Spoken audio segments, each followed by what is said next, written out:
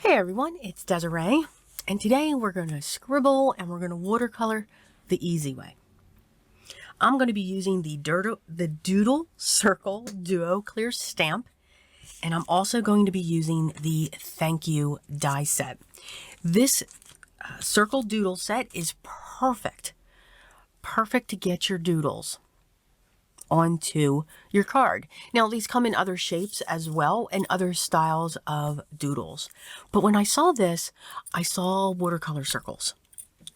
So I grabbed my watercolor set and my watercolor brush, and I'm going to be using yellow tones, red tones, the warm the warm side of the color family, and we're just going to do mixing and we're going to create circles.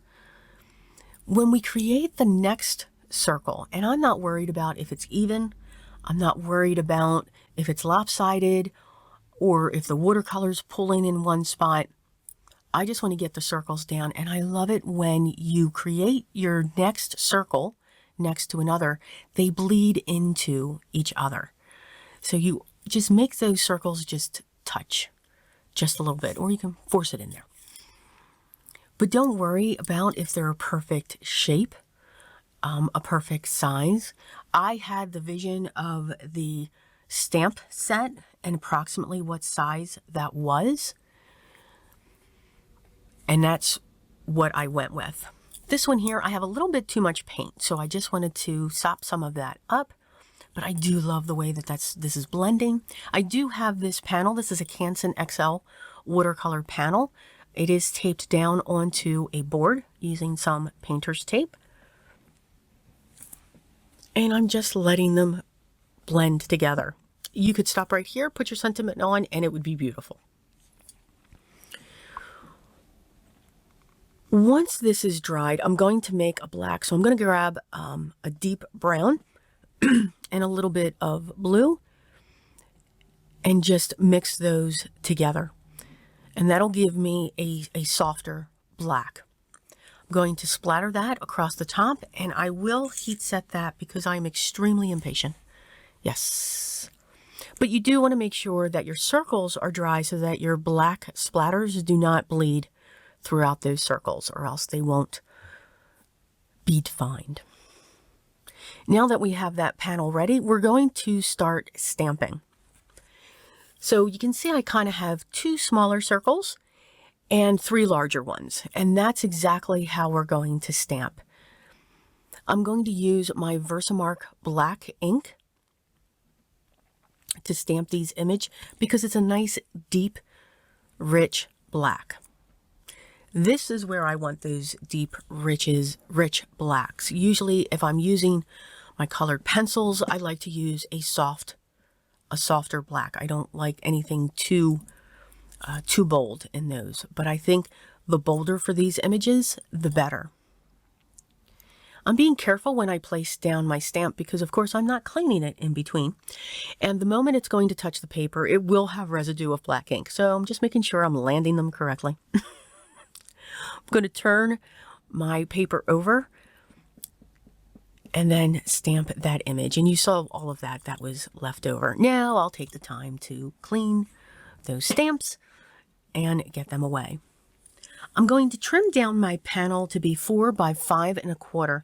Now I'm just eyeballing this because I want to make sure that these circles stay somewhat in the center.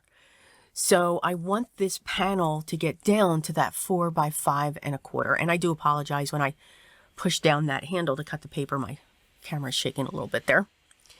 So a lot of going back and forth, but again, I'm just doing that by eye. I have my card base here, and it's cut to 4 1/4 by 11, and then I scored at 5 1/2, which will make this a top folding card. Since I did have water on this panel, I will use my double-sided tape, even though I had it taped down to the board and when I dried it, it went flat. I just want to make sure that this stays flat, so I am going to use this tape. It's an extremely strong tape. It's not forgiving, and I keep slapping it right down onto my table, which is making my camera shake. So sorry.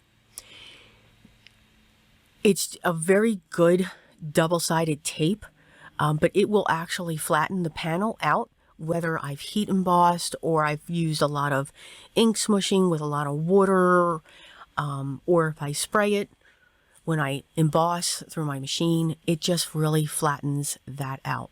But again, the moment it touches, just like here, I was off, so I'm going to grab my scissors and just cut up the edge. No one will know. Nope, no one's going to know. Here comes the sentiment. Now I'm just looking at where do I want this to be placed. So I'm going to put the thank in between those 3 top circles, and I'm going to put the U catty corner down from that. I cut for the clouds 3 times from black cardstock, and then just once for the sentiment itself in white with the 3 thick black cardstock. I have great dimension already. I'm going to touch the thank on top of its shadow and then get those set onto the card. Once they're set, I'm going to grab some black gems, and that will help accent the sentiment and the frame and also the doodles. And we're just going to put them in the center of the scribbles.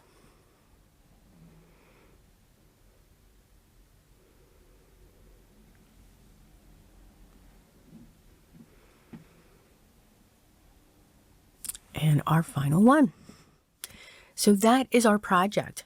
Very simple watercolors. You can use anything that you would like for your medium down there, and then just simply stamping over them. Gives a great texture look, a great feel. As always, the products that I used will be listed down below. I hope you subscribe here to the channel so that you can see all the wonderful other designs being created. And remember, enjoy your art, have fun with it, but always remember what's most important. Always be creative. Till next time.